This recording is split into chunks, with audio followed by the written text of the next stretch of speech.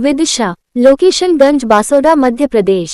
संवाददाता सौरभ सिंघई। स्लग ज्ञापन देकर पत्रकारों ने गंज बासोदा को जिला बनाने का किया शंखनाद। सभी पत्रकारों ने गंज बासोदा को जिला बनाने केंद्रीय कृषि मंत्री, मुख्यमंत्री और परिसीमन आयोग के नाम सौंपा ज्ञापन दिया है। किन मांगों को क्या कहना चाहेंगे? देखो, जिले की जो मांग है पूरे क्षेत्र की मांग है और यहाँ वो तमाम मापदंड जो उसके तहत होते हैं वो हमारे जिले में, चाहे शैक्षणिक संबंधित हो, संस्थाओं संबंधित, या अनाज मंडी हो या पत्थर व्यवसाय हो, ये तमाम चीजें शासन को राजस्व भी ज्यादा देती हैं और यहाँ पे आवागमन के साधनों के माध्यम से भी तमाम ट्रेन स्टॉपेज भी हैं और शैक्षणिक संस्थाओं के कॉलेज वगैरह भी हैं।